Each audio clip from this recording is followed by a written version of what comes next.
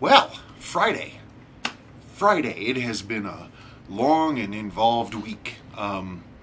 Lots of work banged out and all kinds of different stuff going on. But I think generally it's a successful week. People really seem to like my 7002 restoration video, which is great. I wasn't quite sure how it was going to be received, and it's definitely a work in progress, that kind of video. But I think I'm going to keep actually doing that kind of stuff. There's one thing I have, it's a lot of old watches, and so I could definitely do it. I thought about it, I don't know why it didn't occur to me before, but the other night, late, I was looking at something on YouTube, and I came across a show I've never heard of before, which is called, I think, Roadkill Rescue, and it's these two dudes, and they do what would be sort of a dream thing for me, which is they go to junkyards and they find some old cool car, and they give themselves a couple of days to resurrect it, to get it running, and then they get it out of there. And I love junkyards. I love spending time in junkyards, and some of the greatest things I've ever seen in my life were in old junkyards in various different places down in Santa Fe and Northern California. I've seen some super cool stuff in junkyards. But anyway, but I could do the same thing, but with watches. It doesn't have to be a Seiko or Swiss stuff or anything else like that. It can be any kind of different watch, but I think that's a good idea. So if you guys think that would be cool, I'll start doing that, seeing as I'm not doing evaluation videos. Okay. Hi, I'm question reader person. She wanted to read more questions. And I wanted to show my new shirt. Yeah. There.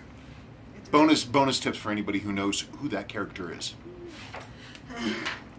Okay, so from Michael Sands, this was a great video series. About the 7002.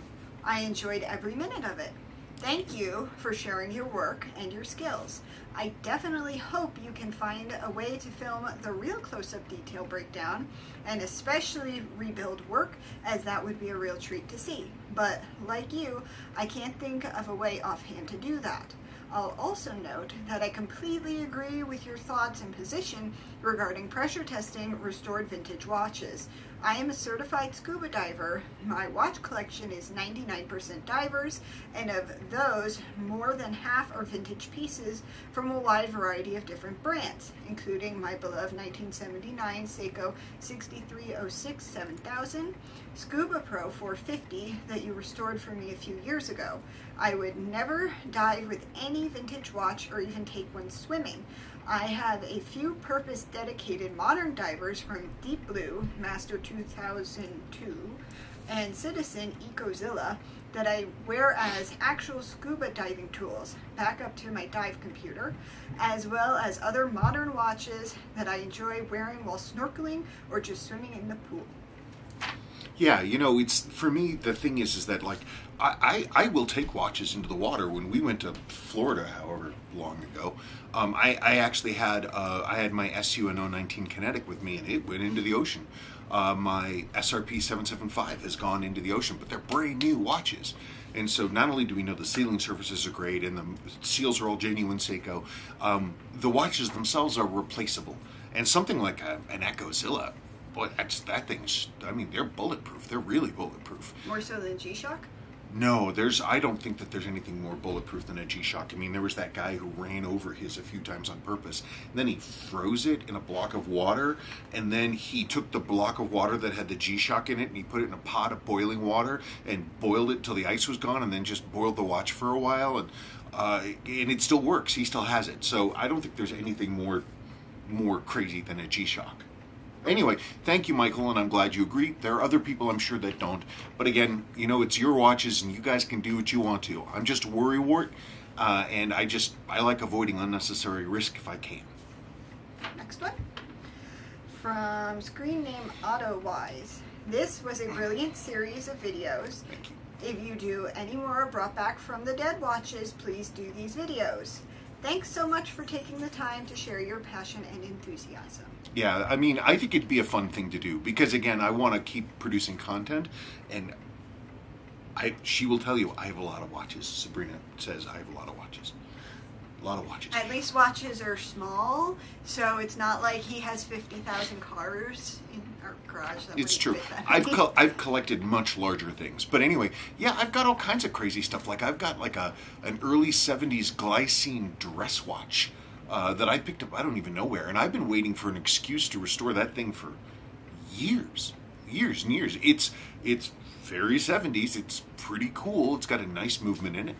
And it would be a good thing, you know. And I've got a bunch of other stuff that it would be fun to go through, and so if people want to watch that, I'm happy to do it.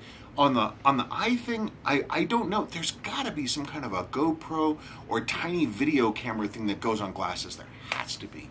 I mean, surgeons probably have something like this. I mean, there has to be something like that. I'll just need to do research. Yes. From Bruce Williams.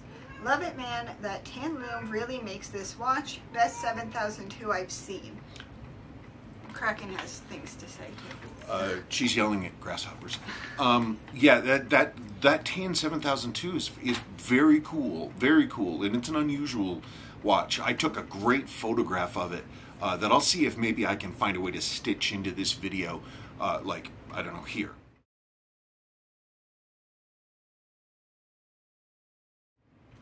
And so we can, I'll try to do that so you can actually see it, and you can really see that tan loom because it's got this like nice sort of puffiness to it, and the color is so even. It's really cool. I can't quite figure out what in the world strap or bracelet to put it on is the only real challenge. I don't know. We'll see, but thank you so much. Yeah, it's a cool watch. It's one of those ones that, you know, it's a great one to bring back. What about a grains of rice bracelet? You know, the funny thing about grains of rice is that I've never really liked them. There is a grains of rice bracelet. There are a number of grains of rice bracelets for divers, but my issue with them is that they tend to be very straight.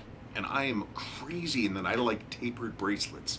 I'm a real big fan of tapered bracelets. I don't like big, wide, heavy bracelets. It makes me feel like my wrist is in a manacle. Is mine straight? Yours is a bit of a taper. A little bit of a taper. Not a huge amount, but a little bit of a taper. I just don't like, there was a fashion in the aughts, in the early part here, for dive watches to have these giant, huge bracelets in solid stainless steel, and it makes it like that you're wearing this like lead weight on your wrist. I don't like it.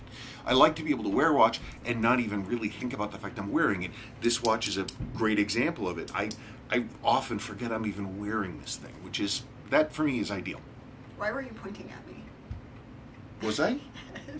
When you were talking about the early 2000s, you were pointing at me. I don't know. No idea. Oh. From Time and Money. Thank you for this series. It is where you distance yourself from the simple watchmaker that can just clean a watch and the ones like you that can really restore watches. That's so nice. That is really nice. And I thank you so much for saying that. I really want to do what's best for the watch and be more than just sort of banging out jobs and, you know, getting the next one in. I always want to do what's right for the watch. As other people have said, you know, I think in a lot of ways we don't own any of this stuff. I don't own any of this crap. It's all gonna survive beyond me, ideally, and so we're just sort of caretakers for a while. So I try to do my best to make sure that the watches continue to survive. Screen name Mark Perioni 69. Yeah, he's down in Brazil. Really nice result. Do you happen to have any old 7002 movements there lying around? Also, what do you use in your ultrasonic cleaner? Just pure water?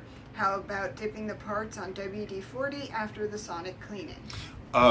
Well, a few things. You got a few questions there. I have some 7002 movements sitting around, but the thing about the 7002 movement is it's basically the same thing as a 7005 or a 7006 or 7009. Basically, they're all more or less the same.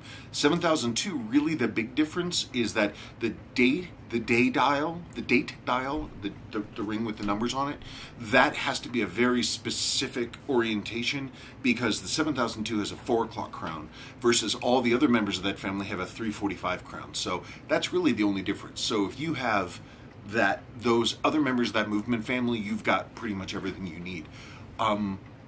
Ultrasonic cleaning.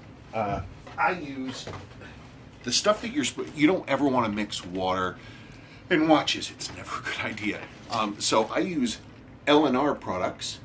L&R makes cleaning products that make ultrasonics. Is that the super smelly stuff? Yeah, and it's ammoniated cleaning solution. It is gnarly. You want to use it with ventilation, or ideally just somewhere not around people. It's pretty burly stuff, and so like my cleaning stuff isn't even in the house.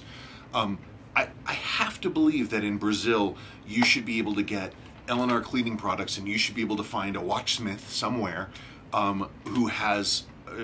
You should be able to find an ultrasonic. It's a multi-stage thing. So you have cleaners and rinses, then it has a dryer that's on it, and that's what you really need to clean this stuff.